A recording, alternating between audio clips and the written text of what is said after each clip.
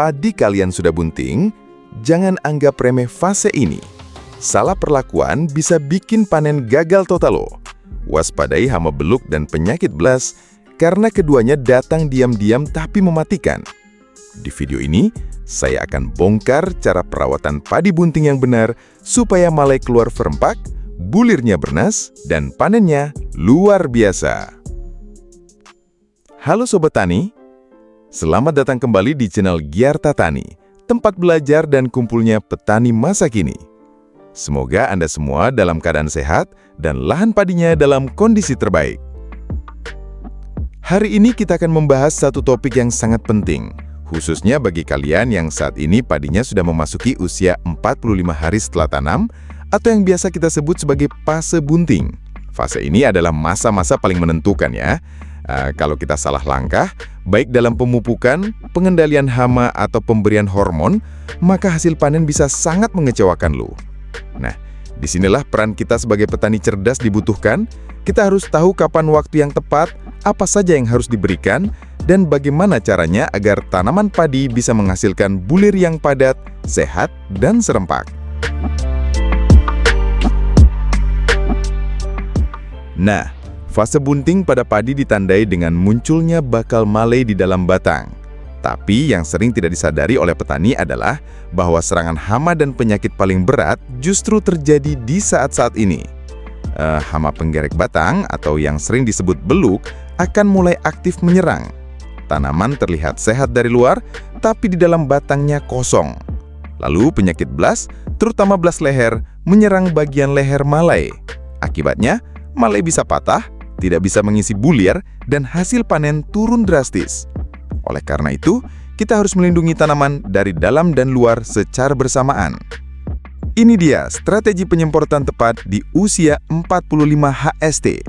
Pertama, insektisida spontan untuk penggerek batang. Penggunaan insektisida sangat penting di fase ini. Rekomendasi saya adalah insektisida spontan karena dia bersifat sistemik dan bekerja cepat membasmi penggerek batang. Gunakan dengan dosis 100-150 ml per tangki 16 liter. Kedua, kita gunakan fungisida Amistar Top untuk blas. Penyakit blas sangat berbahaya. Salah satu fungisida terbaik untuk mencegahnya adalah Amistar Top. Cukup pakai 1 tutup botol Amistar Top per tangki ya. Fungisida ini juga punya kelebihan memperkuat jaringan daun dan batang sehingga tanaman lebih tahan terhadap stres lingkungan. Selanjutnya, kita gunakan juga ZPT Gibropanen. ZPT atau zat pengatur tumbuh sangat membantu mempercepat pembentukan dan pemanjangan malai. Gunakan 1 saset Gibropanen per tangki, campurkan bersama fungisida dan insektisida. ZPT ini sangat efektif untuk merangsang malai agar keluar serentak dan lebih panjang. Tidak lupa juga kita gunakan pupuk MKP atau monokalium fosfat. Di fase ini, tanaman sangat membutuhkan fosfor dan kalium tinggi dan MKP adalah pilihan terbaik. Gunakan 4 sendok makan pupuk MKP per tangki. Kalium akan memperkuat batang dan memperbesar ukuran bulir, sedangkan fosfor membantu percepatan pembentukan bunga dan malai.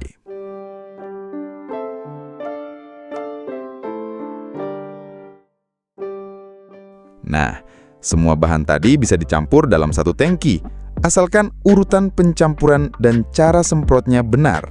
Berikut tipsnya. Isi tangki dengan air setengah penuh terlebih dahulu. Masukkan pupuk MKP dan aduk hingga larut. Tambahkan ZPT Gibro, aduk lagi. Baru tambahkan insektisida spontan dan fungisida Amistar Top. Terakhir, isi penuh tangki dan aduk hingga merata. Waktu penyemprotan yang paling baik adalah pagi hari sebelum jam 9 pagi atau sore setelah jam 3 sore. Pastikan tekanan sprayer merata dan nozzle-nya halus, supaya cairan bisa menyerap sempurna ke daun dan batang.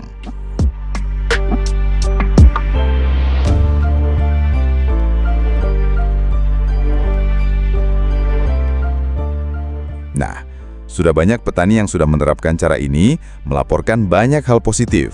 Di antaranya, malai keluar serentak, bulir lebih bernas dan isi penuh, padi lebih tahan terhadap blas dan beluk, hasil panen meningkat antara 15 hingga 25%. Bahkan, banyak yang mengatakan setelah mencoba metode ini, mereka tidak lagi perlu aplikasi pestisida tambahan sampai panen. Ada juga beberapa kesalahan yang sering terjadi dan harus dihindari. Kesalahan tersebut meliputi menunda penyemprotan setelah 45 HST, tidak mengaduk larutan secara merata, menggunakan dosis sembarangan tanpa takaran, tidak memperhatikan waktu semprot dan cuaca.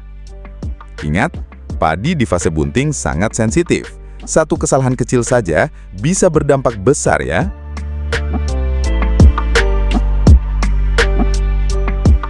Nah, jadi Sobat Tani, sekarang kalian tahu kan pentingnya penyemprotan terpadu di fase bunting. Dengan kombinasi insektisida spontan, fungisida Amistartop, ZPT Gibro, dan pupuk MKP, kita bisa memastikan padi tumbuh maksimal, bebas hama, dan hasil panen meningkat signifikan. Silahkan praktikkan di lahan kalian. Jangan lupa catat dosis, waktu aplikasi, dan bandingkan hasilnya nanti.